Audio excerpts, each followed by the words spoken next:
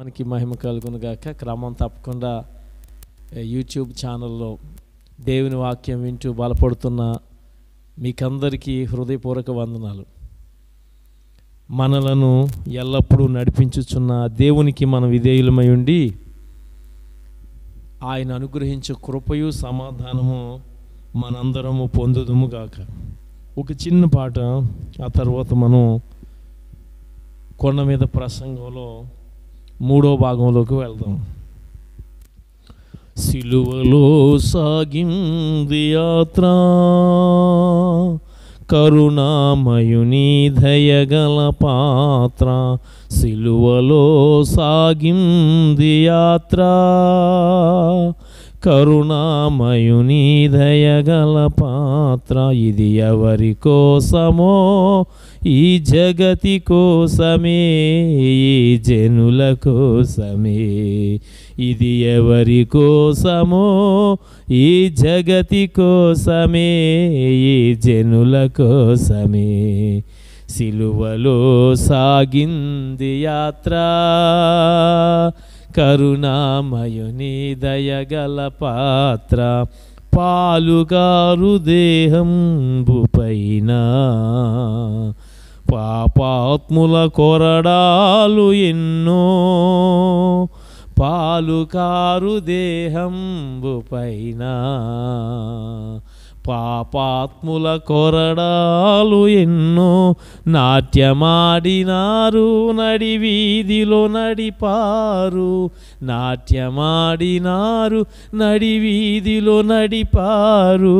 నోరు తెరువలేదా ఏ ప్రేమ, బదులు పలుకలేదా ఏ ప్రేమ. నోరు తెరువలేదా ఏ ప్రేమ, బదులు పలుకలేదా ఏ ప్రేమ. ఇది ఎవరి కోసమో, ఈ జగతి కోసమే, ఈ జనుల కోసమే.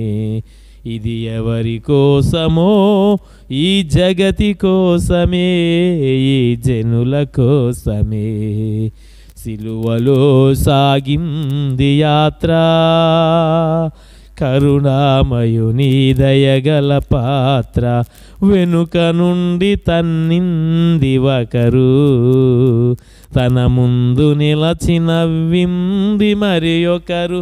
వెనుక నుండి తన్నింది ఒకరు, తన ముందు నిలచి నవ్వింది మరి ఒకరు. బంతులాడినారు, బాధలను పెట్టినారు.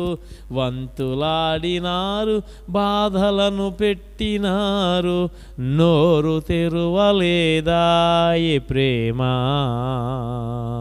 బదులు పలుకలేదా ఏ ప్రేమ. నోరు తెరువలేదా ఏ ప్రేమ, బదులు పలుకలేదా ఏ ప్రేమ. ఇది ఎవరి కోసమో, ఈ జగతి కోసమే, ఈ జనుల కోసమే. ఇది ఎవరి కోసమో, ఈ జగతి కోసమే, ఈ జనుల కోసమే. సిలువలో సాగింది యాత్ర, కరుణామయుని దయగల పాత్ర. చెల్లుమని కొట్టింది ఒకరు, తన మోము పైన ఊసింది మరి ఒకరు. చెల్లుమని కొట్టింది ఒకరు, తన మోము పైన ఊసింది మరి ఒకరు. గేలి చేసినారు, పరిహాసమాడినారు. గేలి చేసినారు, పరిహాసమాడినారు. నోరు తెరువలేదా ఏ ప్రేమ, బదులు పలుకలేదా ఏ ప్రేమ. నోరు తెరువలేదా ఏ ప్రేమ, బదులు పలుకలేదా ఏ ప్రేమ. ఇది ఎవరి కోసమో, ఈ జగతి కోసమే, ఈ జనుల కోసమే. ఇది ఎవరి కోసమో, ఈ జగతి కోసమే, ఈ జనుల కోసమే. సిలువలో సాగింది యాత్ర, కరుణామయుని దయగల పాత్ర, కరుణామయుని దయగల పాత్ర. దేవుని నామానికి మహిమ కలుగును గాక. ఆయనను ఎన్ని శ్రమలు పెట్టినా, ఎన్ని బాధలు పెట్టినా, గేలి చేసినా, పరిహసించినా, అపహసించినా, ఆయనను వెనుక నుండి గుద్ది నిన్ను గుద్దింది ఎవరో చెప్పుకో, ప్రవచించుమని చెప్పినా, ఆయన్ని దూషించినా, ద్వేషించినా, ఆయనను గాయాల పాలు చేసిన ఈ భూమి మీద ఈ రోజు వరకు పుట్టిన ఏ నరుడు పొందనన్ని శ్రమలు ఆయన పొంది, శ్రమల కొలిమిలో పుటము వేయబడినను ఆయన నోరు తెరవలేదు, ఆయన బదులు పలకలేదు. ఎవరి కోసం ఆయన నోరు తెరవలేదు? ఎందుకు ఆయన సాత్వికుడిగా, దీనునిగా, మరి వారందరి మధ్యలో దోషిగా ఎందుకు నిలబడ్డాడు? వారి ద్వేషాగ్ని జాలలలో ఆయన ఎందుకు ఆహుతి అయ్యాడు అంటే మన కోసము. ఎవరి కోసము? ఈ జగతి కోసము, నీ కోసము, నా కోసము. ఆయన అక్కడ వదకు తేబడిన గొర్రె వలె మౌని అయ్యాడు. వదకు తేబడిన గొర్రె వలె మౌని అయితివి, బలియాగమైతివి, మౌని అయితివి, బలియాగమైతివి. ఆదిలో వధించబడిన గొర్రె పిల్ల, అనాదిలో వధించబడిన గొర్రె పిల్ల. వదకు తేబడిన గొర్రె ఏ రీతిగా మౌనంగా ఉంటుందో, విధేయత ప్రదర్శిస్తుందో, అలా ఆయన మౌనంగా ఉండి ఆయన విధేయతను ప్రదర్శించి మనందరి కోసము సిలువలో చనిపోయాడు, ప్రాణం పెట్టాడు. ఆయన మౌనానికి గల కారణము, ఆయన దీనుడిగా నిలబడడానికి గల కారణం, నోరు తెరవకపోవటానికి గల కారణము మనమే. మనం రక్షించబడాలంటే ఆయన ఆ మౌనాన్ని అక్కడ మరి కలిగి ఉండవలసిందే. ఆయన మౌనంగానే ఆ శ్రమలన్నీ భరించవలసిందే, కేవలం నీ కోసము, నా కోసము. ఆ మహానుభావుడు ఇక్కడ మత్తయి సువార్త 5వ అధ్యాయంలో తాను ఇంకా భూమి మీద ఉండగానే కొండ ఎక్కి కూర్చుని శిష్యులు ఆయన యొద్దకు వచ్చినప్పుడు ఆయన నోరు తెరిచి బోధిస్తూ 5వ వచనంలో ఆయన అన్న మాటనే ఈరోజు మనం ధ్యానం చేస్తున్నాం. సాత్వికులు ధన్యులు, వారు భూలోకమును స్వతంత్రించుకొందురు. ప్రభు చెప్తున్న ఒక్కొక్క మాటలో ఉన్న లోతైన అర్థాన్ని మనం వెలికి తీస్తూ ఉన్నాం. పరిశుద్ధాత్మ దేవుడు ఈ అర్థాలు తెలుసుకోవటానికి మనకి సహాయం చేస్తున్నారు. సాత్వికులు ధన్యులు, వారు భూలోకమును స్వతంత్రించుకుందరు. ప్రభు ఈ మాట చెబుతూ ఉన్నప్పుడు సాత్వికులు అని ఆయన మాట్లాడిన ఆ పదం ఏదైతే ఉందో దాని ద్వారా ఏ అర్థాన్ని ప్రభు తెలియజేయాలనుకుంటున్నాడు?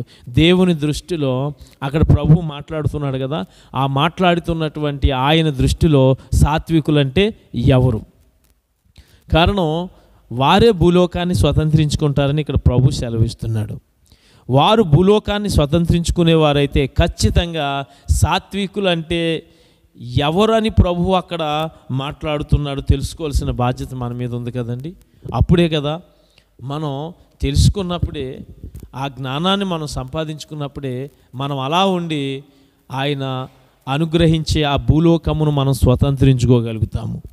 సాత్వికులు ధన్యులు.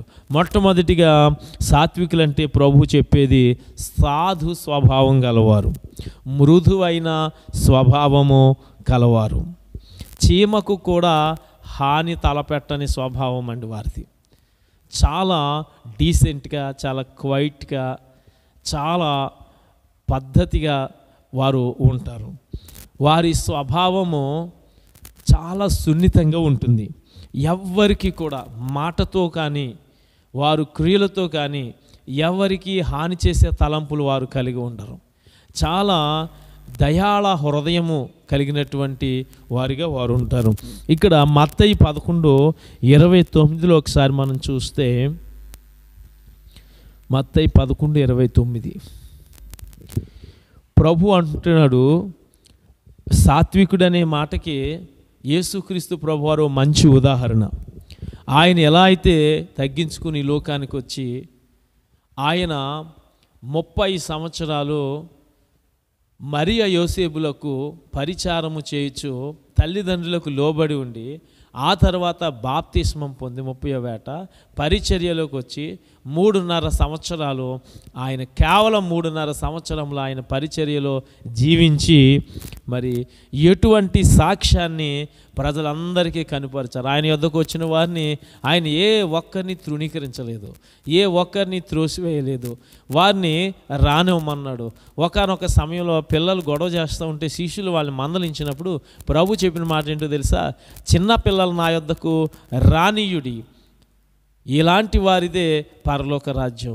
అలాగున చిన్నపిల్లల్ని చేరదీసిన దేవుడు, దయాళ హృదయమును చాటిన ఆయన, అటువలే పాపాత్ములందరూ ధర్మశాస్త్రం ప్రకారం రాళ్ళిచ్చి కొట్టి చంపాలి.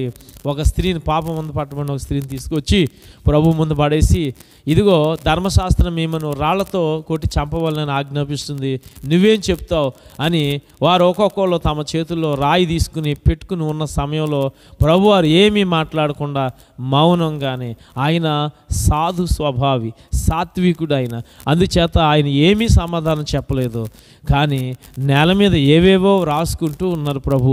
ఆ సమయంలో ప్రభు రాస్తున్నటువంటి ఆ వాటిలో వారి వారి పాపములు వారికి కనిపించినాయి. కొంత సమయానికి ఒక్కొక్కడు తాము తీసుకుని వచ్చిన రాళ్ళని క్రింద పడేసి వెళ్ళిపోవడం జరిగింది. ఎవరు ఆమెకి ఏ హాని చేయలేదు.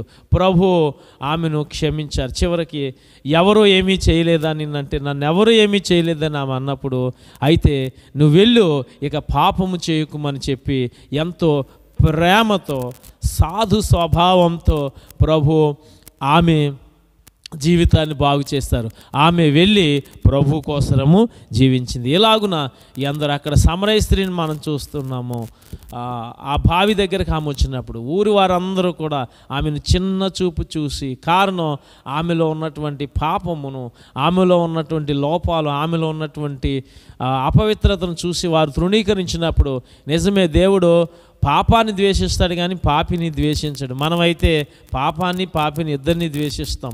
దేవుడు పాపాన్ని ద్వేషిస్తాడు కానీ పాపిని ద్వేషించడు. కాబట్టి ఆమె పాపాన్ని ద్వేషించి దాన్ని పరిహరించాలని, ఆమెను విడిపించాలని, సమరయ స్త్రీకి ఒక మంచి జీవితాన్ని అనుగ్రహించాలని అక్కడికి వెళ్ళి ఆమెతో మాట్లాడినటువంటి ప్రభు ఆమె జీవితాన్ని మార్చేశాడు. అలాగున ఎన్నో జీవితాలను ఆయన కట్టుకుంటూ వచ్చాడు. మృదువైన మాటే ఆయన నోట వినబడింది. ఆయన జీవించిన జీవితకాలం అంతా కూడా ఆయన ఎవరిని ఎప్పుడు గద్దించలేదు. ఒక్క పర్యాయము దేవుని దేవాలయమును దొంగల గుహగా వ్యాపార స్థలంగా మార్చారని తన కోపాన్ని చూపెట్టారు. కానీ ఇంకా మిగతా అన్ని సందర్భాల్లో కూడా ఆయన తన ప్రేమను, తన జాలిగల మనసును చూపుతూనే వచ్చారు. కారణం ఏంటంటే ఆయన సాత్వికుడు. అంటున్నాడు మత్తయి సువార్త 11:29లో, నేను సాత్వికుడను, దీన మనసు కలవాడిని గనుక మీ మీద నా కాడి ఎత్తుకుని నా యొద్ద నేర్చుకొనుడి, అప్పుడు మీ ప్రాణములకు విశ్రాంతి దొరుకును. ఏలయనగా నా కాడి సులువుగాను నా భారము తేలికగాను ఉంది. నేను సాత్వికుడను, నేను ఎవరిని గద్దించను, ఎవరిని తృణీకరించను, ఎవరిని చిన్నచూపు చూడను, ఎవరిని చులకన భావంతో చూడను, ఎవరిని నేను అపహసించను, ఎవరిని నేను నా సన్నిధిలో నుంచి వెలివేయను. నేను సాత్వికుడను, నా మనసు చాలా సున్నితమైన మనసు, నేను చాలా మంచి వ్యక్తిత్వం కలిగినటువంటి వాడిని. నా యొద్దకు రండి మీరందరూ కూడా, నేను దీన మనస్సు గలవాడిని, నేను కష్ట సుఖాల అనుభవము కలిగినటువంటి వాడిని, నేను హెచ్చింపు స్వభావంతో ఉన్నటువంటి వాడిని కాదు. అందుకే నన్ను నేను తగ్గించుకుని ఈ లోకానికి వచ్చి మీ ఎదుట నేను ఇదిగో ఈ యొక్క ఇబ్బందులన్నిటిని కూడా పడుతూ ఉన్నాను. నేను దీన మనసు గలవాడిని, మీ మీద నా కాడి ఎత్తుకుని నా యొద్ద నేర్చుకోండి. ఇక్కడ ప్రభు అది మాట్లాడుతున్నాడు. అంటే చీమకు కూడా హాని తలపెట్టని స్వభావం మంది సాధు స్వభావం. యెషయా గ్రంథం 53వ అధ్యాయము 7వ వచనం మనం చూస్తే, యెషయా గ్రంథం 53వ అధ్యాయము 7వ వచనం, అతడు దౌర్జన్యము నొందెను, బాధింపబడినను అతడు నోరు తెరవలేదు. ఎవరు? ప్రభువైన యేసుక్రీస్తు. ఇతను ఎంత సాత్వికుడో ఇక్కడ మనకు అర్థమవుతుంది. అతడు దౌర్జన్యము నొందెను, బాధింపబడినను అతడు నోరు తెరవలేదు. వదకు తేబడు గొర్రెపిల్లయు బొచ్చు కత్తిరించు వాని ఎదుట గొర్రెయు మౌనముగా నుండునట్లు అతడు నోరు తెరవలేదు. అన్యాయపు తీర్పు పొందినవాడై అతడు కొనిపోబడును. అతడు తన జనుల యతిక్రమమును బట్టి మొత్తబడును కదా. సజీవుల భూమిలో నుండి అతడు కొట్టివేయబడినను. అయినను అతని తరం వారు ఈ సంగతి ఆలోచించిన వారెవరు? దౌర్జన్యం నొందాడు, బాధింపబడ్డాడు, తృణీకరించబడ్డాడు, ఆయన నిందించబడ్డాడు, శాపగ్రస్తునిగా మ్రాను మీద వ్రేలాడదీయబడ్డాడు. ఆలోచించండి. అయినను ఆయన నోరు తెరవలేదు. అది ఆయన సాత్వికమునకు నిదర్శనము. అది ఆయన యొక్క మృదువైన స్వభావానికి ఏ మాత్రము హాని తలపెట్టని తన యొక్క మనసుకు అది ఎంతో నిదర్శనంగా కనిపిస్తుంది. ఎందుకంటే ఇన్ని బాధలు పెట్టినను, ఇన్ని యాతనలు పెట్టినను, ఆయనను ఎంత హింసించినను. చూడండి, ఎంత మంచి వ్యక్తికైనా మనం వెళ్ళి పనిమాల అతన్ని బయటికి లాగి అతన్ని దుర్భాషలాడితే ఎంతో కొంత కోపం వస్తుంది, ఎంతో కొంత సహనాన్ని కోల్పోతారు.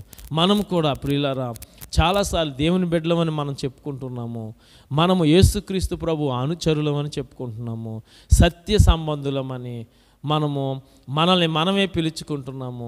ఇటువంటి పరిస్థితుల్లో దేవుని బిడ్డలుగా మనల్ని మనం చెప్పుకుంటున్నటువంటి పరిస్థితుల్లో ఆయన సాత్వికుడు గనక మనము ఆయన బోధ చొప్పున సాత్వికులుగా ఏమండి మృదువైన స్వభావము, సాధు స్వభావము కలిగిన వారిగా ఉండవలసిన అవసరం లేదంటారా? ఆలోచించండి. ఆయన సాత్వికము సిలువలో అలా చక్కర్లు కొడుతుంది, అది మనకి సాక్షాత్కరిస్తుంది. ఒక్కసారి ఆయన సిలువను చూడండి. ఇన్ని బాధలు పెట్టినా చివరికి ఆయన ఒక మాట అంటున్నాడు. ఆయన పలికిన 7 మాటల్లో ఒక మాటను కనుక మనం జ్ఞాపకం చేసుకుంటే, తండ్రి వీరేమి చేయుచున్నారు, వీరెరుగరు, వీరిని క్షమించు. అప్పటిదాకా అంత ఘోరంగా ఆయన హింసించారే, ఆయనను అంత బాధ పెట్టారే, కానీ ఆయన నోరు తెరవలేదు, బదులు పలకలేదు. చివరికి పైపెచ్చు ఆయన ఏమంటున్నాడంటే, తండ్రి వీరేమి చేయుచున్నారో వీరెరుగరు, వీరిని క్షమించు. మీకు కనిపించిందా లేదండి ఆయన సాత్వికము? ఆయనదంతా సాధు మనసు మీకు కనిపించిందా లేదా? కనిపించకపోతే మరొక్కసారి ఆ శిలువ దర్శనాన్ని మీరు ధ్యానించండి, ప్రభువారి మాటను ధ్యానించండి. ఆయన చెప్తున్న మాటల్లో ఎలా ఆ సాత్వికము స్రవిస్తుందో, తండ్రి వీరేం. అప్పటికే వారు ప్రభువుని శిలువ మీదకి ఎత్తారు, బాధలు పెట్టారు, రక్తాలు వడబడా ఒలుకుతూ ఉన్నాయి ఆయనలో నుండి. ఆ పరిస్థితుల్లో సొమ్మసిల్లిపోతూ మోయలకు ఒక పక్క భుజము కమిలిపోయి, మరో పక్క గాయాలు ఆయనకి బాధ పెడతా ఉంటే, నొప్పి పుట్టిస్తూ ఉంటే, ఏనాడు ఇంత దెబ్బ ఎరిగిన ఆయన మహిమలో సంచరించిన ఆ పరిశుద్ధుడు, ఆ మహానుభావుడు విలవిల్లాడిపోతున్న సమయంలో ఆయనలో కోపము రేగక ఆయన తన నోట నుంచి ఏ మాట పలుకుతున్నాడు చూడండి, తండ్రి వీరేం చేస్తున్నారో వీరికి తెలియదో, వీరిని క్షమించు. మనమైతే ప్రియులారా అంత సాత్వికమైన మనసు మనకు లేదు కదా. క్రైస్తవ్యం అంటే బోధించడం మాత్రమే కాదు, క్రైస్తవ్యం అంటే ఒక ఆట కాదు, ఒక పాట కాదు, క్రైస్తవ్యం అంటే ఒక నటన కాదు, అవన్నీ దౌర్భాగ్య పరిస్థితులు. క్రైస్తవ్యం అంటే జీవించడమే. యేసుక్రీస్తు ప్రభు అడుగు జాడల్లో నేను వెళ్తున్నానని చెప్పే నీవు, ఆయన వెళ్ళిన మార్గములే నేను నడిచి వెళ్ళే మార్గములో, ఆయన వెనక నా సిలువ నేనెత్తుకుని ఆయన వెనక నేను ఆయన వెంబడిస్తున్నానని చెప్పుకుంటున్నటువంటి నీవు ఆయన బోధను అనుసరించవలసిన అవసరం లేదా? ఆయన బోధను అనుసరించకుండా ఆయన అడుగు జాడల్లో నేను నడుస్తున్నానంటే ఆ మాటకు ఎంత శాంటిటీ ఉంటుంది, ఆ మాటకు ఎంత వ్యాలిడిటీ ఉంటుంది దేవుని దృష్టిలో? మనం ఆలోచన చేసుకోవాలి. అదండి ఆయన సాత్వికము. మనల్ని ఎవరైనా మాట అంటే, ఒక్క మాట అంటే మనం తిరిగి 4 మాటలు అనాలి. ఎవరైనా మన మీద ఒక్క దెబ్బ వేస్తే, ఒక చెయ్యి మన మీద పడితే 4 చేతులు తిరిగి అతని మీద పడాలి. మనం ఉడికిపోతూ ఉంటాము, మనము రగిలిపోతూ ఉంటాము, మనం బాధపడిపోతూ ఉంటాము. ప్రభువారిలాగా సాత్వికమైన మనస్సును మనం చూపించలేకపోతూ ఉంటాము. బహుశా మనం మనుషులము, ఆయన దేవుడు కనుక ఇది మనకి సహజం, అది ఆయనకి సహజం అని మీరు చెప్పవచ్చు, నేను ఒప్పుకుంటున్నాను. అయితే ప్రియులారా, మనం ఆయన వలె మారుచున్నామంటే ఇక దేనిలోకి మనం మారుతున్నామని అర్థం వస్తుందో ఒక్కసారి మనం ఖచ్చితంగా దేవునికి ఈ విషయంలో జవాబు చెప్పవలసిన వారం అంటున్నాము. యేసుక్రీస్తు స్వరూపంలోకి మారటం అంటే ఆయనలా బ్రతకడము కాకుండా మరేమిటో మీరైనా చెప్పాలి దానికి సమాధానము. పరిశుద్ధ గ్రంథమైన బైబిల్ అయితే ఆయన గుణాలను మనలో పోతపోసుకోవడమే, ఆయన నడవడిక, ఆయన ప్రవర్తన, ఆయన మాట, ఆయన జీవన శైలి మనం అలవర్చుకోవడమే, ఆయనలాగా మనము అచ్చుగుద్దినట్టుగా సేమ్ టు సేమ్ ఆయనలాగా బ్రతకడమే బైబిల్ చెప్పేటువంటి క్రీస్తు స్వరూపము. కాబట్టి చూడండి, ఇక్కడ దౌర్జన్యం పొందిన నోరు తెరవలేదు, వదకు తేబడిన గొర్రెవలే ఆయన మౌనంగా ఉన్నాడు. అది సాధు స్వభావం వారిదటండి. ఈ భూలోకము, వారు భూలోకాన్ని స్వతంత్రించుకుందరు. సంఖ్యాకాండము 12:3 కూడా చూద్దామండి ఒకసారి. సంఖ్యాకాండము 12వ అధ్యాయము 3వ వచనము. యెహోవా ఆ మాట వినెను, మోషే భూమి మీద ఉన్న వారందరిలో మిక్కిలి సాత్వికుడు. మోషే విషయంలో దేవుడు సాక్ష్యం ఇస్తున్నాడు. మోషే భూమి మీద ఉన్న వారందరిలో కూడా మిక్కిలి సాత్వికుడు, మోషే కంటే శ్రేష్ఠుడు ప్రభువైన యేసుక్రీస్తు వారు. అందుకే మోషే అంటాడు, ఇదిగో తర్వాత కాలంలో నాలాంటి ఒక ప్రవక్తను దేవుడు మీ మధ్యలోకి పంపిస్తాడు, ఆయన వచ్చినప్పుడు మీరు ఆయన మాట తప్పక వినవలేను. ఆయన మాట వినని వాడు సమాజంలోంచి కొట్టివేయబడును. నాలాంటి ఒక ప్రవక్తను మీ సహోదరుల మధ్య ఆయన పుట్టించును, నాలాంటి అని ఒక పోలిక చూపిస్తున్నాడు. నిజమే, మోషే చాలా సాత్వికుడు. దేవుడు అతని విషయంలో సాక్ష్యం ఇస్తున్నాడు. సాత్వికుడు కనుకనే నేను ఫెరో కుమార్తె యొక్క కుమారుణ్ణి, ఈ రాజభోగాలన్నీ నావే, ఆ సింహాసనం నాదే, ఇవన్నీ నేను ఎందుకు వదులుకోవాలి అని చెప్పి అతడు ఆలోచించి ఉండేవాడు. అతడు సాత్వికుడు కాకపోతే అతడు ఎన్నటికీ ఐగుప్తు భోగాలను విడిచిపెట్టేవాడు. సాత్వికుడు కాబట్టే అవన్నీ నాకు వద్దని తృణీకరించుకోగలిగాడు. సాత్వికుడు కనుకనే వెళ్ళి గొర్రెలను మేపుతున్నాడు. అక్కడ కత్తి యుద్ధము అమోఘంగా జరిగించగల మోషే, ఏ వీరుణ్ణి భూమి మీద ఆనాటి కాలంలో ఏ వీరుణ్ణి బ్రతకనివ్వని కత్తి విద్య ఎరిగిన మోషే వెళ్ళి చిన్న దుడ్డు కర్రోటు పట్టుకుని గొర్రెలు మేపుతున్నాడంటే చూడండి ఎలాంటి సాధు స్వభావం అవుతుంది. మరి మీరు అడగొచ్చు, అక్కడ మోషే ఐగుప్తుని చంపాడు కదా, అక్కడ ఒక లాజిక్ ఉంది, మనం గమనించాలి. మోషే యాక్చువల్లీ అక్కడ ఐగుప్తుని చంపలేదు.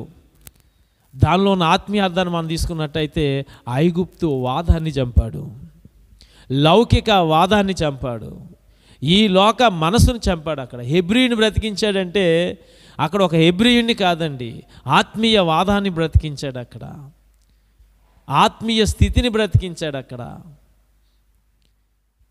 దైవికమైన స్వభావాన్ని బ్రతికించాడు. అక్కడ దేవుని సత్యాన్ని అక్కడ బ్రతికించాడు. ఐగుప్తు అనగా ఈ లోకమునకును, హెబ్రీలు అనగా దేవుని ప్రజలు.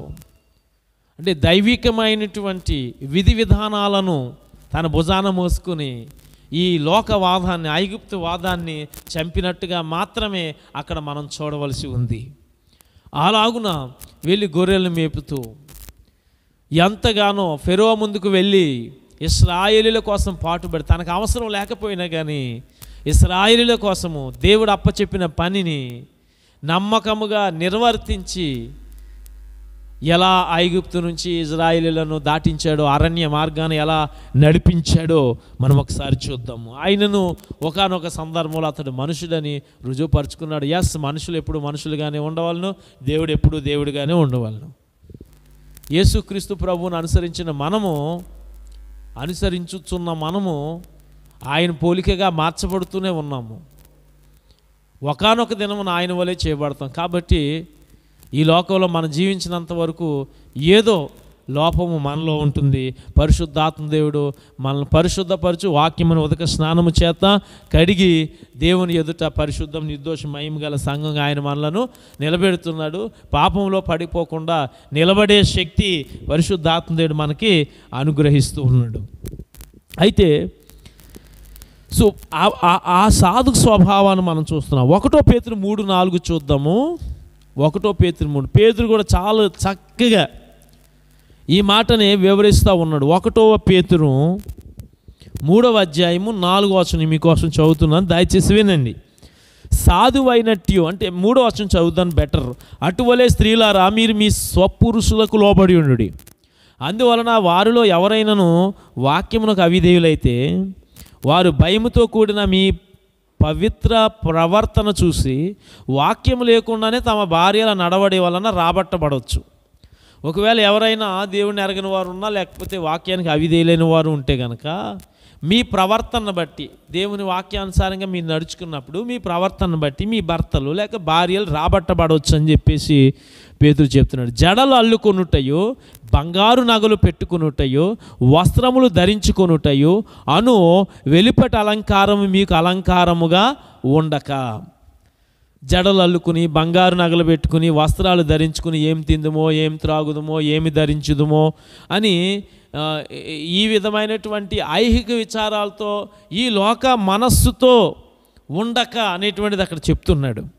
నిజమేనండి. మీకు ఒక్కటే, ఆత్మీయులు ఎప్పుడు కూడా ఆత్మీయ తత్వాన్ని వ్యక్తీకరిస్తూ ఉంటారు. లోకానుసారులు, లోకస్తులు, శరీర సంబంధులు శరీర సంబంధమైన వాటి మీద దృష్టి పెట్టి వాటిని వ్యక్తీకరిస్తుంటారు. ఇక్కడ శరీర సంబంధుల పని ఏంటంటే జడలు అల్లుకుంటాం, బంగారు నగలు పెట్టుకుని వస్త్రాలు ధరించుకుని ఈ వెలుపటి అలంకారాన్ని ఈ లోకానికి చూపించుకుంటూ ఉంటారు. వాళ్ళు ఖచ్చితంగా లోక సంబంధులే ఆ పని చేస్తూ ఉంటారు. ఇక ఆ పని మీదే ఉంటారు వాళ్ళు ఎంతసేపు. అదే అలంకారం అలంకారం అలంకారం అలంకారం ఏం తప్పు కాదు, కానీ ఆ అలంకారం మీద పూర్తిగా ఆధారపడిపోయి అలంకారాన్ని ఒక దైవంగా భావించి వాటి మీద మనసు పెట్టడం అనేటువంటిది పొరపాటు. కొంచెం అవి మన మనసును ఆకర్షించినాయి అనుకోండి, అందానికి ఏమైనా ప్రాముఖ్యత మనం ఇస్తే, అలంకారానికి మనం ప్రాముఖ్యత ఇస్తే ఆ అలంకారం మొత్తం మన మనసునట్టు ఆకర్షిస్తుంది. పూర్తి ప్రాధాన్యత అలంకారానికి ఇస్తాం.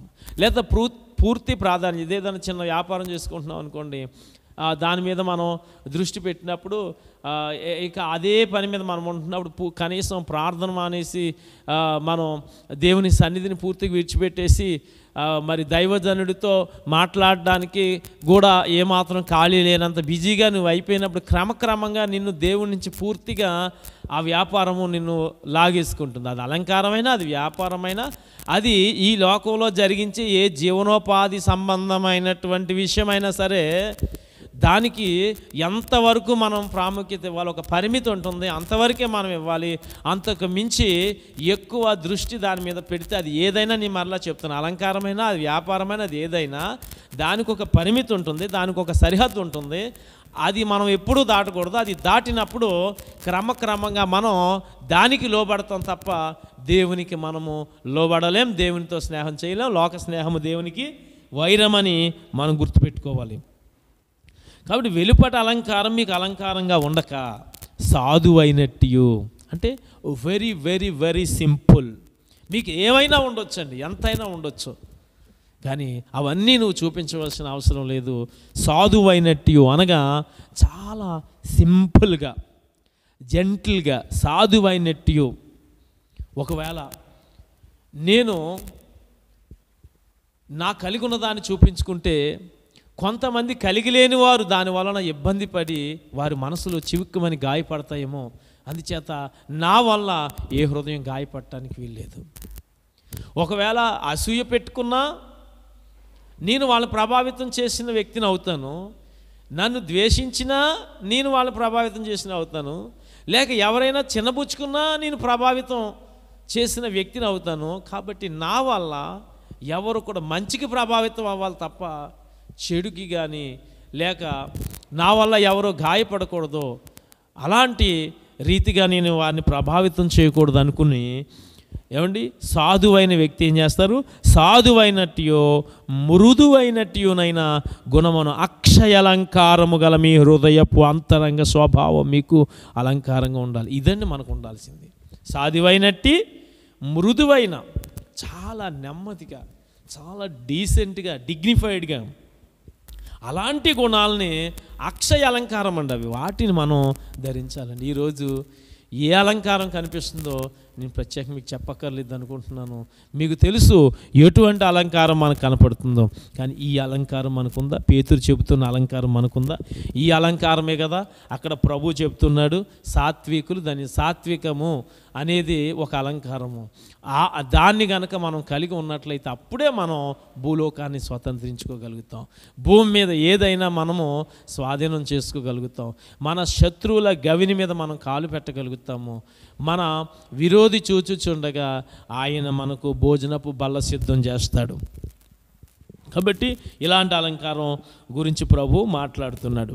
రెండవది సాత్వికులు ధన్యులనే మాట ఏంటంటే, సాత్వికులు దేవుని మాట వింటారు. మాట వినే స్వభావము, ఏ మాత్రం తృణీకరించరండి, గద్దింపును తృణీకరించరు. కూర్చోబెట్టి సాధువైన మనిషికి, సాత్వికులైన మనిషిని కూర్చోబెట్టి దేవుని మాటలు మనం చెబుతూ ఉంటే వాళ్ళు తృణీకరించరు. గద్దింపును వాళ్ళు స్వీకరిస్తారు, శిక్షను వాళ్ళు తృణీకరించరు. మాట వినే స్వభావం వాళ్ళు ఉంటుంది. ప్రభు సాత్వికులు ధన్యులు అంటున్నారంటే అక్కడ మాట వినే స్వభావము కలిగినటువంటి వ్యక్తిత్వమే ధన్యమైంది. అలాంటి వారు ఈ భూలోకాన్ని స్వతంత్రించుకుంటారని ప్రభు చెప్తున్నాడు. 1 సాముయేలు 15:22 చూద్దాం. 1 సాముయేలు 15:22 ప్రభువారు చాలా తేటగా మాట్లాడుతూ అంటున్నాడు. అందుకు సమూయేలు తాను సెలవిచ్చిన ఆజ్ఞను ఒకడు గైకొనుట వలన యెహోవా సంతోషించున్నట్లు, ఒకడు దహన బలులను అర్పించుట వలన ఆయన సంతోషించునా, ఒకడు ఆజ్ఞను గైకొనుట వల్ల యెహోవా సంతోషించినట్లు, అంటే ఆయన మాట వింటే అప్పుడు యెహోవా సంతోషపడతాడు. అలా ఒకడు మాట వినటం వలన యెహోవా సంతోషపడ్డట్టుగా ఒకడు దహనబలులు, నైవేద్యాలు ఇవన్నీ అర్పించటం వల్ల ఆయన సంతోషపడతాడు. మాట విన్నప్పుడు ఆయనలో కలిగే సంతోషము మనం దహనబలులు, నైవేద్యాలు అర్పించటం వలన ఆయనలో కలుగుతుందా? అలాంటి సంతోషాన్ని ఆయనకు మనం ఇవ్వగలమా? ఆలోచించుము. బలులు అర్పించుట కంటే ఆజ్ఞను గైకొనుటయో, పొట్టేళ్ల క్రొవ్వు అర్పించుట కంటే మాట వినుటయో శ్రేష్టం. వండర్ఫుల్, అద్భుతమైనటువంటి మాట. సాత్వికుడు ఏ స్వభావం కలిగి ఉంటాడని రెండోది, ఒకటి సాధు స్వభావము, మృదువైన స్వభావము, చీమకు కూడా హాని తలపెట్టిన స్వభావం. రెండోది మాట వినే స్వభావం, మాట తృణీకరించడం, మాటను లక్ష్య పెడతారు, గద్దింపును స్వీకరిస్తారు. ఇక్కడ అదే అంటున్నాడు, అలాంటి వారి పట్ల దేవుడు సంతోషిస్తాడు. వారు ఈ భూలోకాన్ని ఎటువంటి ఆశీర్వాదాన్నైనా వారు స్వతంత్రించుకుంటారు. దేవుడు దేన్ని బట్టి సంతోషిస్తాడండి? మనం ఎప్పుడైనా దేవుని సంతోషపెట్టామా? దేని ద్వారా సంతోషపెట్టాం? దేవునికి గుప్పిలి విప్పి ఇవ్వడం ద్వారా. తప్పనిసరిగా ఇవ్వాలి. మనం దేవుని సేవకి ఇవ్వాలి. దేవుణ్ణి దొంగిలించలేం మనం. ఒక గవర్నమెంట్ సొమ్ముని మనం దొంగిలిస్తే ఎటువంటి శిక్ష మనకి పడుతుందో అంతకంటే ఎక్కువ శిక్ష, మూల్యం, పెనాల్టీ మనం చెల్లించుకోవాల్సి ఉంటుంది దేవుని సొమ్ము కనుక మనం దొంగిలిస్తే. సమయం దొంగిలించినా, దేవుడిచ్చిన జ్ఞానాన్ని దొంగిలించినా, దేవుడిచ్చిన బలాన్ని దొంగిలించినా, దేవుడిచ్చిన ధనాన్ని దొంగిలించినా తప్పనిసరిగా మనం దానికి పెనాల్టీ పే చేయాల్సి ఉంటుంది. అయితే ఇక్కడ ఎప్పుడైనా సరే మనము దేవునికి గుప్పిలి విప్పి దేవునికి ఇచ్చాము, ఇంకా ఏవేవో మనం అన్నీ చేస్తున్నాము. మనం అనుకుంటున్నాం నేను చాలా విషయాల్లో అన్నీ చేస్తున్నాను, నేను గుప్పిలి విప్పి దేవుడికి ఇస్తున్నాను, పరిచర్య చేస్తున్నాను, సేవకులతో వెళ్తున్నాను, నేను ప్రార్థన చేసుకుంటున్నాను, నేను మంచిగా పాటలు పాడుతున్నాను, నేను ఓ చక్కటి జీవితాన్ని జీవిస్తున్నాను అని మనం అనుకోవచ్చు. దహన బలులు, నైవేద్యాలు అర్పించటం వల్ల దేవుడు సంతోషించేటువంటి వాడు కాడు. అవి మన కర్తవ్యం, మనం చేయాలి. కాకపోతే దేవుడు ఎప్పుడు సంతోషపడతాడో తెలుసండి? మరియ మార్తలే బెటర్ ఎగ్జాంపుల్. మార్త విస్తారమైన పని పెట్టుకుంది. ఇద్దరు దేవుని బిడ్డలే. అక్కడ ప్రభువారు కూర్చుని ఉన్నారు. మార్త విస్తారమైన పని పెట్టుకుని ఉన్నప్పుడు మరి అయితే ప్రభు పాదాల దగ్గర అలా కూర్చుని ఉంది.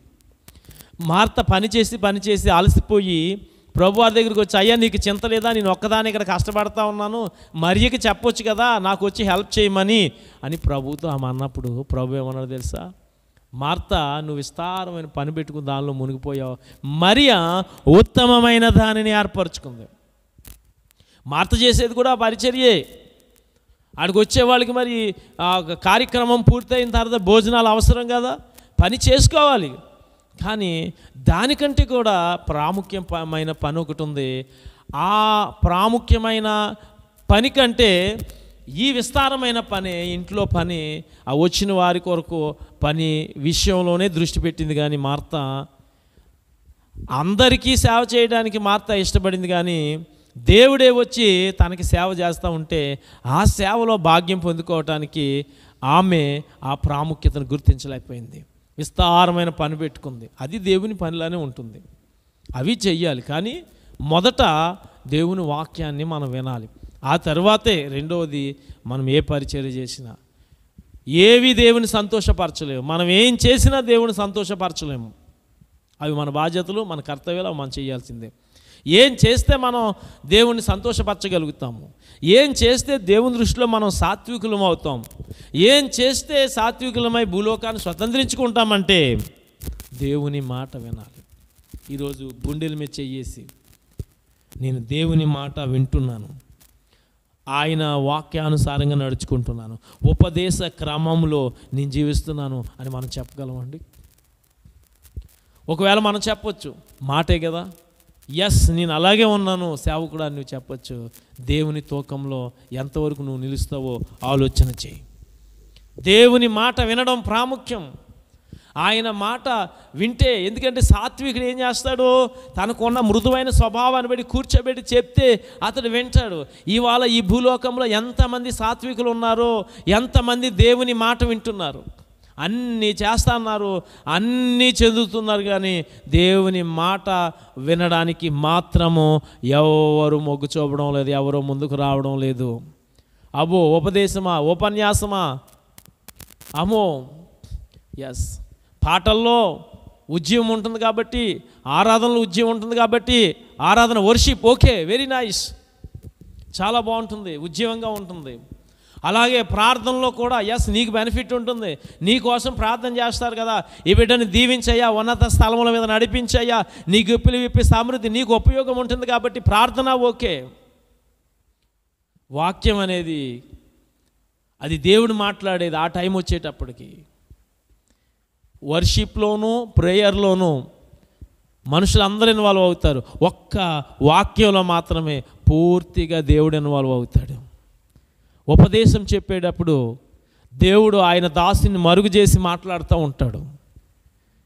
అందుకే ఉపదేశానికి మనం చెవి ఎగ్గితే నిజంగా మనల్ని దేవుడు సాత్వికులుగా ఎంచుతాడు. ఇంకేం చేసినా మనం సాత్వికులుగా ఎంచడం. దేవుని మాటకు మనము చెవి ఎగ్గి శ్రద్ధ వహించి దైవజనుడు చెప్తున్న మాటలను చక్కగా రాసుకుని మనసులో పెట్టుకుని దేవుని వాక్యాన్ని కనుక నువ్వు లోతుగా నేర్చుకున్నట్టయితే నువ్వు సాధించినట్టే. పేతురులా విస్తారమైన చేపలు నువ్వు పట్టగలుగుతావు.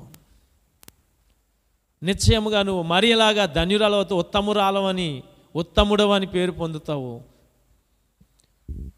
అది నిన్ను ఎన్నడూ విడిచిపోదు. ఆ భాగ్యం, ఆ ధన్యత నిన్ను ఎన్నడూ విడిచిపోదు. సాత్వికులు అంటే మాట వినే స్వభావము.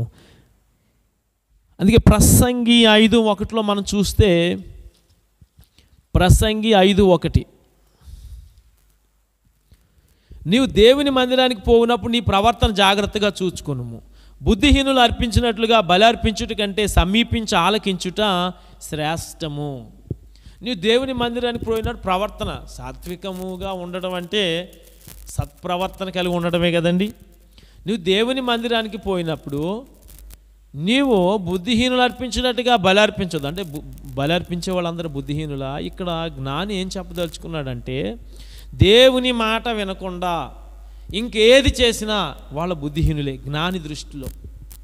నిజమేనండి. మన దృష్టిలో ఎలాగైనా ఉండొచ్చు, మనం ఒక్కొక్కరు ఒక్కొక్క విధంగా వర్ణించడం వివరించడం జరుగుతుంది.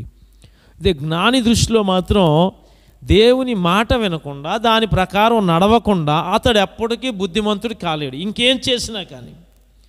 అందుకే బుద్ధిహీనులు అర్పించినట్లు బలి అర్పించుట కంటే సమీపించి ఆలకించుట శ్రేష్టం. సాత్వికుడిగా ఆయన పాదాల దగ్గర ఒదిగిపోయి ఆయన చెప్పిన మాటను వినడము ఎంతో మంచిది. మీకు ఎప్పుడు కూడా సాత్వికుడు దేవుని మాట వింటాడు. యాకోబు 1:20-22 వరకు ఇక్కడ కూడా దాని గురించి వివరించబడింది. యాకోబు 1:20-22 వరకు నేను చదువుతున్నాను మీకోసం, దయచేసి వెంబడించండి. ఎందుకనగా నరుని కోపము దేవుని నీతిని నెరవేర్చదు. నరుని కోపము దేవుని నీతిని నెరవేర్చదు. సాత్వికుడికి ఏమి రాదు చెప్పండి? కోపము రాదు. సాత్వికుడు ఎన్నడూ కోపగించడం. మరి మన కోపం వస్తుంది, నా కోపం వస్తుంది, మీకు కోపం వస్తుంది కొన్ని సందర్భాల్లో. అంటే మనం ఇంకా సాత్వికులం కాలేదన్నమాట. సాత్వికులుగా మనల్ని పరిశుద్ధాత్మ దేవుడు తయారు చేస్తున్నాడు. యేసుక్రీస్తు ప్రభు వారి యొక్క సంపూర్ణతకు సమానమైన సంపూర్ణత అంటే లేఖనాలను ఎలాగైనా త్రిప్పి మార్చి చెప్పగలిగిన స్థితి మాత్రమే కాదు. యేసు ప్రభు వారికి సంపూర్ణతకు సమానమైన సంపూర్ణత అంటే ఆయన సాత్వికానికి సమానమైన సాత్వికంలోకి మనం తేబడడం కూడా అనేటువంటి అర్థం వస్తుంది. ఆయన పోలికలోకి మార్చబడుతున్న మనం నరుని కోపము దేవుని నీతిని నెరవేర్చదు. మన కోపము కోపము గల వ్యక్తి, కోపిష్టి వ్యక్తి సాత్వికునికి వ్యతిరేక పదం అన్నమాట అండి. కోపం అనేది సాత్వికమునకు వ్యతిరేక పదం అవుతుంది. సాత్వికుడిగా ఉన్నవాడు కోపిష్టిగా ఉండడు, కోపిష్టిగా ఉన్నవాడు సాత్వికుడిగా ఉండలేడు.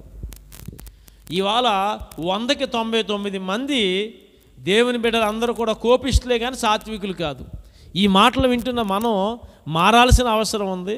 మనల్ని మనం సరి చేసుకుని, బోధిస్తున్న నేను నా మట్టుకు నేను నన్ను సరి చేసుకోవాలి, వింటున్న నీవు నిన్ను మట్టి నీవు సరి చేసుకోవాలి. అంటే కోపిష్ఠులైనటువంటి వారు దేవుణ్ణి సంతోషపరచలేరు, దేవుని నీతి నెరవేర్చలేరు, భూలోకాన్ని ఎప్పటికీ స్వతంత్రించుకోలేరు, ఆశీర్వాదాన్ని ఎప్పటికీ కూడా స్వతంత్రించుకోలేరు.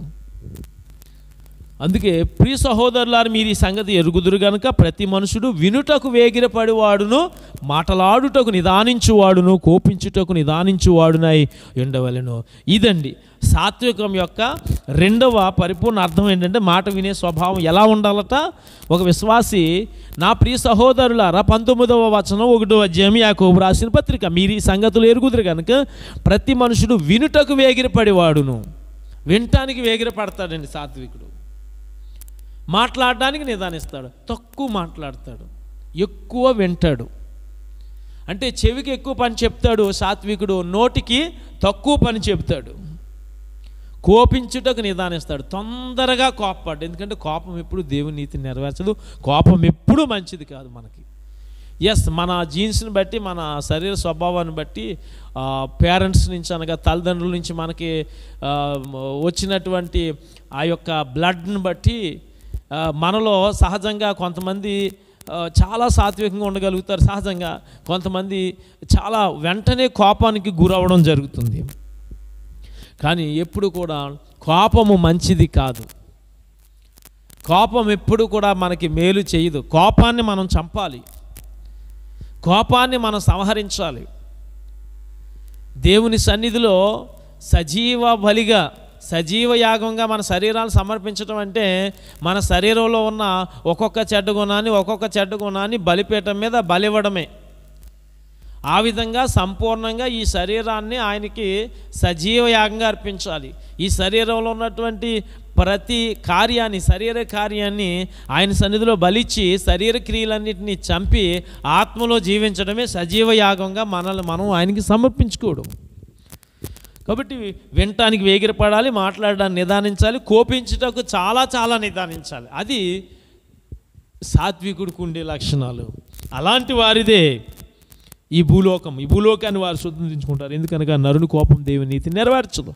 అందుచేత సమస్త కల్మషమును, విర్రవీగుచున్న దుష్టత్వమును మాని. సాత్వికుడు ఎలా ఉండడు? విర్రవేగడు. దేని విషయంలో డబ్బా కొట్టడు. దేని విషయంలో అతడు తను తాను హెచ్చించుకోడు. ఏ విషయంలో కూడా అతడు విర్రవీగుడు. విర్రవీగుచున్న దుష్టత్వమును మాని లోపల నాటబడి మీ ఆత్మను రక్షించుటకు శక్తి గల వాక్యమును సాత్వికముతో అంగీకరించుడి. సమస్త కల్మషం అండి ఈ లోకమంతా. ఎప్పుడు ఎలా అపవిత్రత మనకు అంటుతుందో తెలియదు. మన మనసుని బట్టి మనకు అంటొచ్చు, ఎదుటి వారిని బట్టి మనకు అంటొచ్చు, కంటి నుంచి అంటొచ్చు, చెవి నుండి అంటొచ్చు, నాలుక నుండి అంటొచ్చు.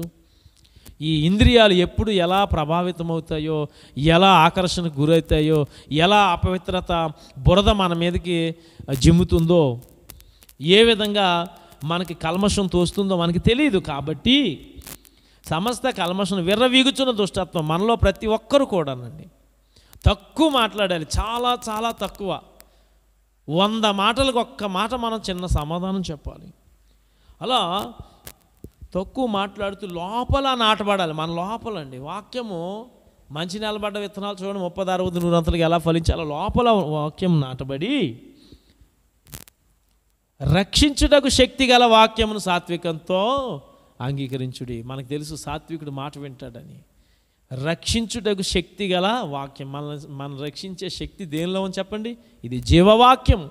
వాక్యంలో మాత్రం ఉంది. ఆ వాక్యాన్ని సాత్వికముతో అంగీకరించిన మీరు వినువారు మాత్రమే అయ్యుండి మిమ్మును మీరు మోసపుచ్చుకొనకుండా వాక్య ప్రకారము ప్రవర్తించువారయ్యుండి. సాత్వికుడు ఎప్పుడు కూడా మాట విని వాక్య ప్రకారం ప్రవర్తించేవారుగా ఉండాలి.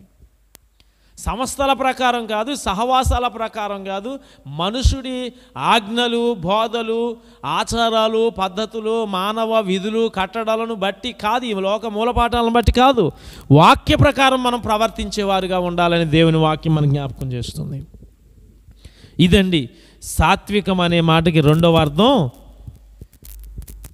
వినటానికి వేగిరపడి మాట్లాడడానికి నిదానించి, కోపపడడానికి నిదానించేటువంటి ఒక చక్కటి స్వభావము, వాక్య ప్రకారము జీవించే స్వభావం. మాట వింటారన్నమాట వారు.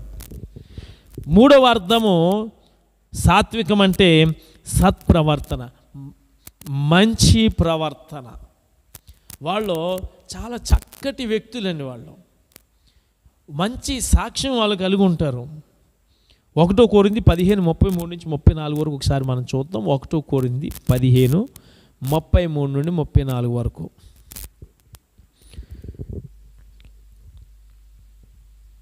దుష్ట సాంగత్యము మంచి నడవడిని చెరుపును. అందుకు ముందు మాట మోసపోకుడి. మోసపోకుడి. ఇప్పుడు అందరూ మోసపోతున్నారండి. చాలా తక్కువ మంది విషయాల్ని గమనించి ఏది మంచో, ఏది చెడ్డో, ఏది సరైందో, ఏది కాదు అన్నీ వివేచించుకుని నిలబడేవాళ్ళు కొంతమంది, ఎక్కువ మంది మోసపోతున్నారు.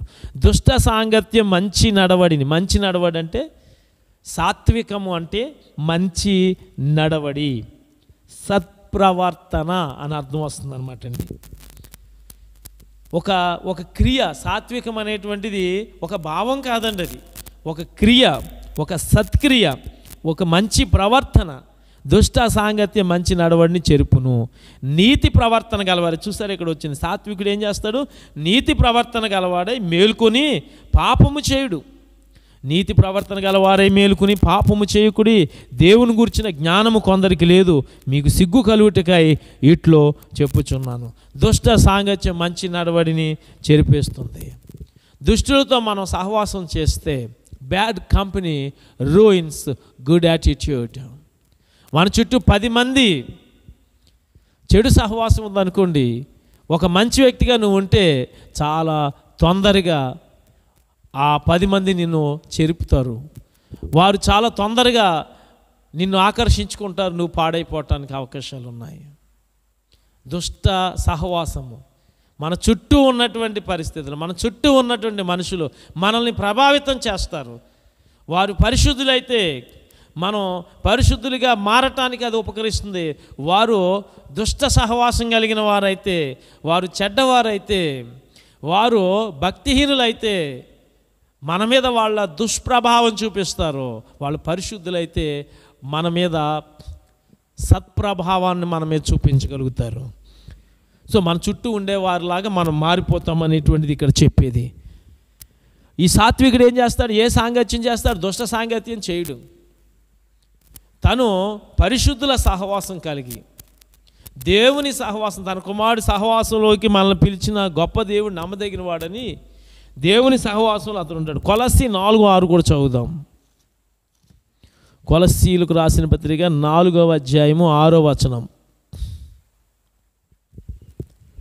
ప్రతి మనుషునికి అలాగూ ప్రత్యుత్తరం ఇవ్వవలెను, అది మీరు తెలుసుకొనుటకై మీ సంభాషణ ఉప్పు వేసినట్టు ఎల్లప్పుడూ రుచిగలదిగాను కృపాసహితముగాను ఉండనియుడి. ప్రతి మనుషునికి ఎలా ప్రత్యుత్తరం ఇవ్వాలో, మన చుట్టూ ఎలాంటి వ్యక్తులను అనుమతించాలో. ఎందుకంటే సహోదరులు కూడా కొంతమంది కపట సహోదరులు ఉంటారు, వాళ్ళ కూడా మనకి చెడు జరుగుతుంది. మన చుట్టూ ఉండే వ్యక్తుల విషయంలో మనం జాగ్రత్త తీసుకోవాలి. పరిశుద్ధమైన సహవాసం కలిగి ఉండాలి. అన్నిటికంటే మిన్నగా ఆత్మ నడిపింపు, దేవుని ఆత్మ నడిపింపు వల్ల మనకు ఉపయోగాలు ఏంటంటే, మనకి ఆలోచన పుట్టిస్తాడు, నడిపింపిస్తాడు, మన హృదయాలను ప్రేరేపిస్తాడు. ఎన్నో విషయాలలో, ఎంతోమంది విషయంలో మనం జాగ్రత్త పడడానికి, మనం తప్పించబడ్డానికి ఆత్మ నడిపింపు ఒక విశ్వాస జీవితంలో కంపల్సరీ అవసరం అండి. సో ఆ విధంగా మంచి సహవాసం కలిగి ప్రతి మనుషునికి ఎలాగూ ప్రత్యుత్తరం ఇవ్వలేను, ప్రతి ఒక్కరికి, మనల్ని అడిగే ప్రతి ఒక్కరికి మన సమాధానం చెప్పాలి. ఎలా చెప్పాలి? సాత్వికంతో. యేసుక్రీస్తు ప్రభువారు ఎలా నిలవబడ్డాడండి అక్కడ? సాత్వికునిగా. అందరూ నాన్న అబండాలు వేస్తూ ఉంటే, లేని పోని ఆయన మీద వేస్తూ ఉంటే, నానా మాటలు అంటూ ఉంటే ఆయన ఎలా ఉన్నాడండి? సాత్వికుడిగా, సత్ప్రవర్తన కలిగిన వానిగా, ఎదురాడక, పోట్లాడక, ర్యాష్గా ఉండక. గ్రీకు భాషలో ఆ మాట అర్థం ఏముందంటే, not being rash, rude behaviour. అంటే లెక్క లేకుండా చాలా ర్యాష్గా, లెక్కలేనితనంగా, గొడవగా, దురుసుగా ఉండక అని ఉందండి. సాత్వికం అంటే దురుసుగా ఉండక. ప్రభువారు ఎలా చేశారు? దురుసుగా ఉన్నారా? వారెవ్వరి ఎడల ఆయన దురుసుగా ప్రవర్తించలేదు. దేవుని బిడ్డలమైన మనము కూడా అలాంటి సాక్ష్యం, అలాంటి సత్ప్రవర్తన కలిగి ఎవరు మనల్ని అడిగినా కూడా మనల్ని తగ్గించుకుని సాత్వికంతో, దీనత్వంతో, మృదువైనటువంటి మనస్తత్వంతో, కోపము మన లోపల రేగక ఏం చేయాలండి? మనం చక్కటి ప్రవర్తనతో, గుడ్ మేనర్స్తో మనం వాళ్ళకి ఉప్పు వేసినట్టు ఎల్లప్పుడూ రుచిగలదిగా, కృపాసహితంగా మన మాట ఉండాలి. మన జీవితము అవతలి వాళ్ళు ఎంత రూడ్గా బిహేవ్ చేసినా, అవతలి వాళ్ళు ఎంత ర్యాష్గా ఉన్నా మనం అలా ఉండకూడదు. అదే సాత్వికం. ర్యాష్గా ఉండొద్దండి. మనం సాత్వికంగా ఉన్నాం, అప్పుడే మనం భూలోకాన్ని స్వతంత్రించుకుంటాం. ఎలా? దేవుని మనం సంతోషపరచగలుగుతాము. సాత్వికుడు అంటే సాధు స్వభావం, చీమకు కూడా హాని తలపెట్టని సాధు స్వభావము, ఎదురాడని, పోట్లాడని స్వభావము, మాట వినే స్వభావము, మంచి ప్రవర్తన కలిగి ఉన్నటువంటి వారు దేవునికి ఎంతో ఇష్టలో. వారిది ఈ భూలోకం. వారికి దేవుడు ఏం చేస్తాడు? ఈ భూలోకాన్ని అప్పగిస్తాడు, అధికారాన్ని అప్పగిస్తాడు, వారిని దేవుడు ఆశీర్వదిస్తాడు. ఇప్పుడు ఇలా ఆలోచన చేయండి. ఇంకా సాత్వికులు ధన్యులు, వారు భూలోకమును స్వతంత్రించుకుందరు. మళ్ళీ తిరిగి నేను మత్తయి సువార్త 5వ అధ్యాయంలో 5వ వచనంలోకి వస్తున్నా. సాత్వికులు ధన్యులు, వారు భూలోకమును స్వతంత్రించుకుందరు. అర్థమైంది కదండి దేవుని వాక్యం. వారు ఈ భూమి మీద అధికారం చేస్తారు, వారు భూలోకంలో దీవించబడతారు, వారు హెచ్చించబడతారు, వారు ఈ భూమిని స్వాధీనం చేసుకుంటారు. ఎంత గొప్ప మాట ప్రియులారా. నేను ఆశీర్వదించబడాలా? నేను దేవుని సన్నిధిలో ఆయన మంచి ఎడల ఒకానొక దినమున మనం 1000 ఏండ్లు భూమి మీద పరిపాలన చేయబోతున్నాం యేసుక్రీస్తు ప్రభు వారితో పాటు. అంతకు మించి గొప్ప ధన్యత. యుగ యుగములు సదాకాలము ఆయన్ని సేవిస్తూ మనం రాజ్యం చేయబోతున్నాము. ఇంత గొప్ప అవకాశాన్ని మనం ఎలా పోగొట్టుకోగలము? దేవుడు మనందరి కృప అనుగ్రహించి మనలను సాత్వికులనుగా, సిద్ధపరుచునుగాక. తలలు వంచండి, ప్రార్థన చేద్దాము. మహాగణుడా, మహోన్నతుడా, పరిశుద్ధుడా, సర్వశక్తిమంతుడా, నీ పరిశుద్ధ నామాన్ని బట్టి మిమ్మల్ని స్తుతిస్తున్నాం. ఇంతవరకు ప్రభువా నైనా మరి 3వ మాట కొండ మీద ప్రసంగంలో నుండి నాతోనూ మాతో మాట్లాడినందుకు మీకు అయ్యా కృతజ్ఞతలు చెల్లిస్తున్నాం. ఆ మాటలు మా హృదయంలో విత్తబడి మేము సాత్వికుల మగుటకు సహాయము దయచేయండి ప్రభువా. అయ్యా చక్కటి మృదువైన స్వభావము మాలో కలుగు చేయండి. శుద్ధ మనస్సును మాకు దయచేయండి ప్రభువానికి స్తోత్రాలు. మాట వినే స్వభావాన్ని మాలో కలగ చేయండి ప్రభువా.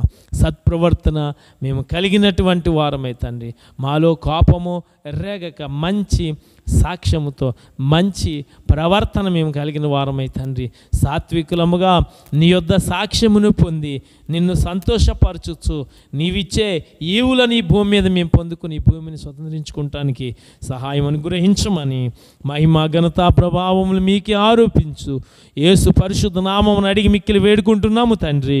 ఆమేన్. ప్రభు యేసు రక్తమే జయము, ప్రభు యేసు రక్తం సంపూర్ణ విజయం, అపవాది క్రియలకి అనంత నాశనం కలుగునుగాక. ఆమేన్, ఆమేన్.